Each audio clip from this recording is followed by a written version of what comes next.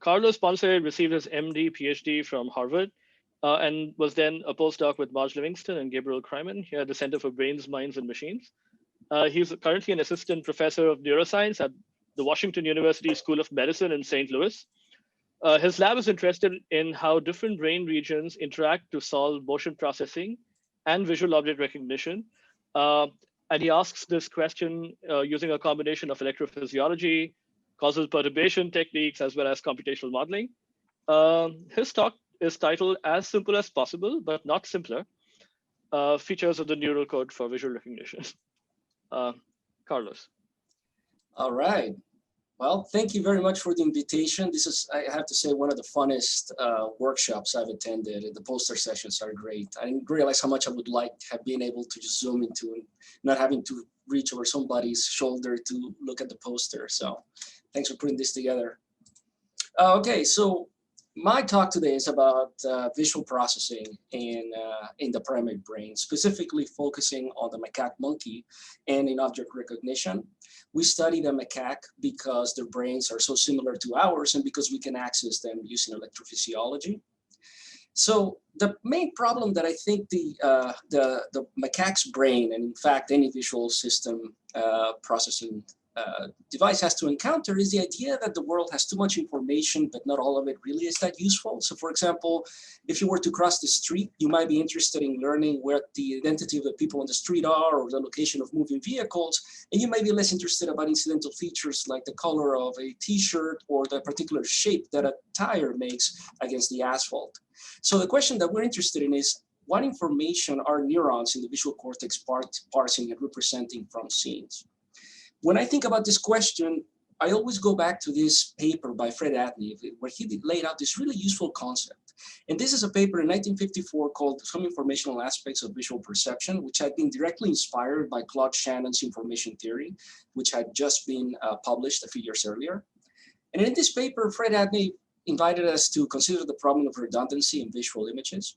So here he presented an image which he called an ink bottle in the corner of a desk.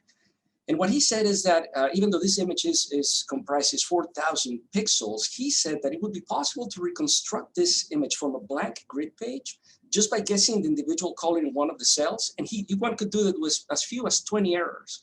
And the way that it could be done is simply by guessing the color in each cell and then making some assumptions about continuity and symmetry in the image. Now, I don't know if that's actually possible, but he did suggest that you could compress the image quite a bit.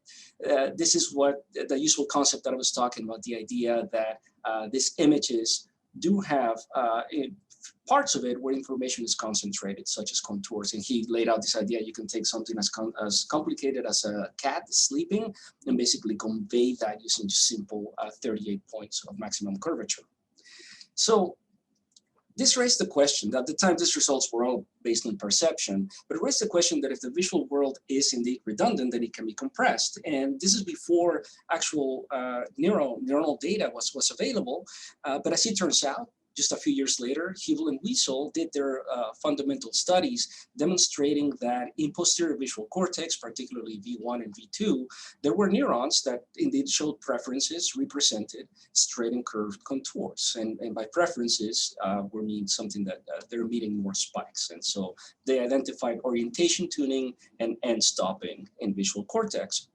These kinds of cells that they found actually have been found in a bunch of other species, from the cat to the macaque, and even they occur in neural network models that are trained to be sparse and efficient, and of course in deep networks as well. So this combination of efficiency and information concentrating features and these responses of neurons really raises the question in my mind, besides straight and curved contours, what other information concentrating features do neurons encode, especially once you get out of primary visual cortex and you begin to explore some of the areas that Leila was talking about, for example, inferotemporal cortex, where we also record. So to think about this question, there's two other inspirations that we follow. One is Horace Barlow, who, also inspired by information theory, published a paper in 1962 called Possible Principles Underlying Transformations of Sensory Messages, where he postulated a number of criteria, one of which was that these features probably had to be of significance to the animal. They had to allow the animal to perform its behavior better. And the other more recent set of work came from Shimon Ullman, who postulated this idea that objects could be represented by a hierarchy of fragments extracted during learning from observed examples. He specifically described them as pictorial features of intermediate complexity that could be used to solve certain object class tasks. So this is a kind of what we want to focus here on this talk, is we want to understand what information concentrating features are encoded by neurons in this visual recognition pathway. We want to follow and measure how complex they are relative to natural objects, classic image stimuli, and even representations in artificial neural networks. And following Horace Barlow's idea, we want to find out if they're of ecological significance to the animals. So let's do that. So what is, first of all, how to identify these features? And there's a number of ways to do what I'm talking about is basically feature visualization, and we want to do it in the primate brain. And there's a number of ways of doing it, but I'm going to talk about one that I think is particularly effective. This is based on a paper that we published last year while I was still in Mark Livingston's lab and working with Gabriel Kreiman. And this is the idea of using generative adversarial networks as part of the electrophysiological process here when we record from neurons. And being a neurops, I don't really have to spend a lot of time describing what these GANs are, but I think for purposes of the talk, all we need to know is that these are deep networks, neural networks that can basically take a vector as an input of a few hundred elements or maybe a few thousand elements, depending on your GAN. And then through a set of up-convolutional layers, outputs an image that is over 500,000 pixels, but it's in color, and they can be really good at representing natural objects. And they're, in fact, so expressive, autoencoders are also very good. We like GANs because they are very good at expressing not just class-dependent information, but information pretty much in any natural scene. For example, this one by Dosovitsky and Brox shows images that are pretty stylized, but you can recognize as cheeseburgers and water jugs. And there's more recent ones, including Big GAN by Google, that can also do a really good job of representing images and also giving you very intermediate and continuous transformations between images. So we started using this one in 2016 version.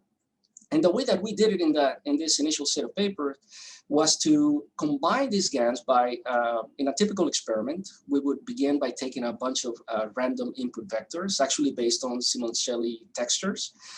Then they would input it into the GAN that would create a bunch of random images that we could then present to a monkey, record from neurons in the monkey and awake-behaving macaque, count the number of responses per picture, and then basically use a genetic algorithm to take those input vectors and the responses in order to come up with new candidate vectors that were meant to increase the firing rate of the neuron in the same way that Hubel and Wiesel did it. And when we tried that, we found that it was an effective approach. Here I'm showing you the responses in one experimental session of one neuron in ferrotemporal cortex.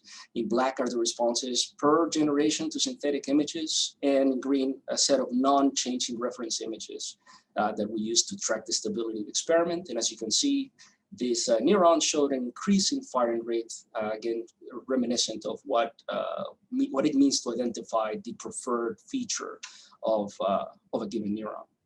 And what we found was that these images comprised fragments that could also be identified in preferred database images of the same neurons that give rise to this. So for example, features corresponding to things you can find in faces, features corresponding to things you can find in objects with a dark light contrast, and even things like in objects that weren't always so easily semantically describable. So we thought, okay, this could be one way to get at this information concentrating features. They're certainly meaningful to the neuron, even if they're not always semantically describable. We think that's an exciting region to be at. And now for the rest of this talk, what I want to do is I want to describe these GAN-derived images using a nickname. We're going to call them prototypes because we think that they're abstractions that are learned by neurons from the natural scenes. All right, so now we can ask our questions. How complex are these prototypes relative to natural objects, classic image stimuli, and artificial neural networks? And do they matter to the monkey? So that's what we set out to do And this is not work that we've been doing in my lab for the past year and a half. These are the members of my lab, and I'll be talking about today my work done by Olivia, Mary, James, and Binshu. Okay, so first of all, to test this hypothesis, what we wanted to do was to examine prototypes encoded across the visual system, particularly the ventral stream. So we implanted microelectrode arrays in 2 different monkeys, starting from the intersection of area V1, V2, then V4, as well as inferotemporal cortex.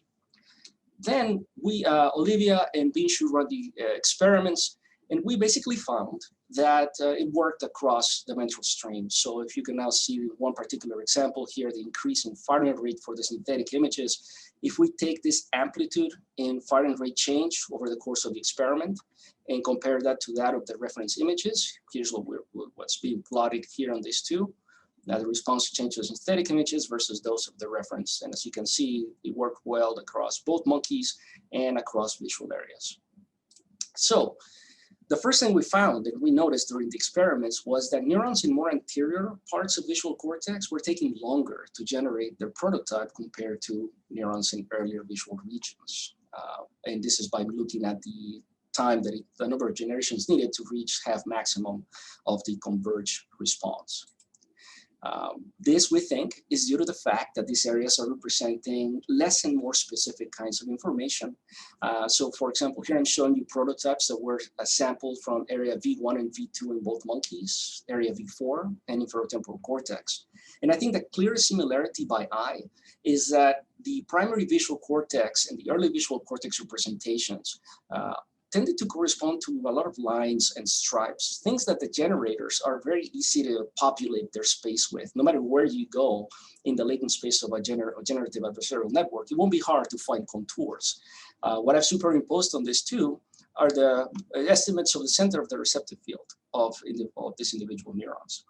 In contrast to V1, though, IT tended to have objects that were rounder, that tended to have eye-like dots, and even more reminiscent things that could remind you of arms, as well as even fruit. This is what we called our banana neuron.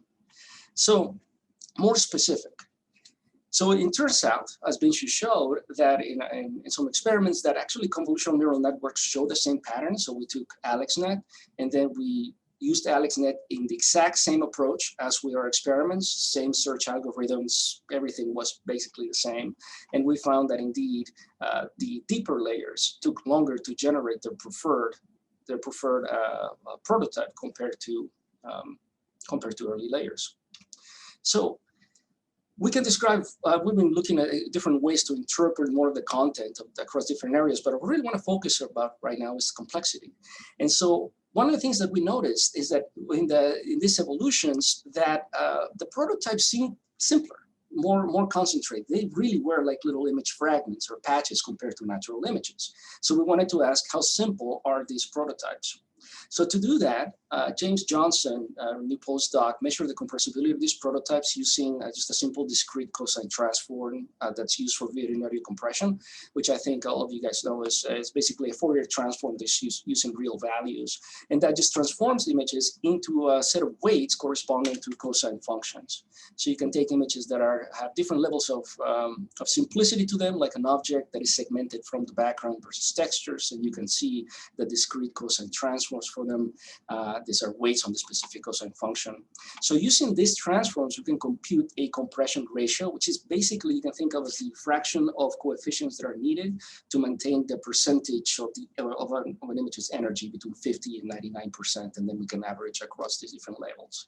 And what it gives you is a value that you can use to intuitively see that, okay, an object like a hand without a background is more compressible, 0.01, compared to an extended texture, 0.33. So we wanted to now ask, all right, what is this like for prototypes? One problem, though, in making this assumption, whatever number we get, is that we have to deal with the fact that maybe the GANs already compress images quite well. I mean, they've learned to represent efficiently a set of natural images. So to control for this, what we did was take each individual vector that had been curated by the neurons independently, and then we simply shuffled the elements in that in that vector. And so that it's a plausible vector that could have been reached by the neuron but wasn't. And so we're going to call those random prototypes. And what we can do now is visualize them. They look more like this. So they're more high frequency, they're a little more extended. Here they are compared to each other, prototypes versus these random prototypes. And now we can measure how compressible they are. And what we find is that here I'm showing you the distributions of the prototype compressibility for both animals in white and black compared to the random prototypes. And as you can see, the distribution is more towards zero. That means that it's a lower compression ratio. It's more compressible. In fact, we find that it's about 20 to 30% more compressed than random prototypes created by this generator.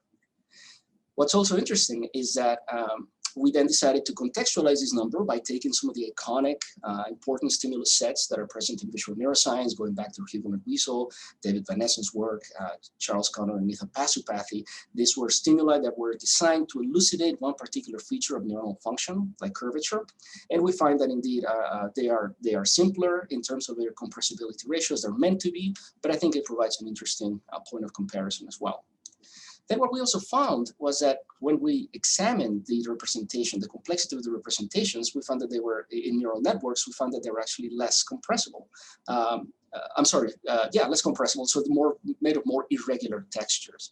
And so, they were, most of them floated around 0.2.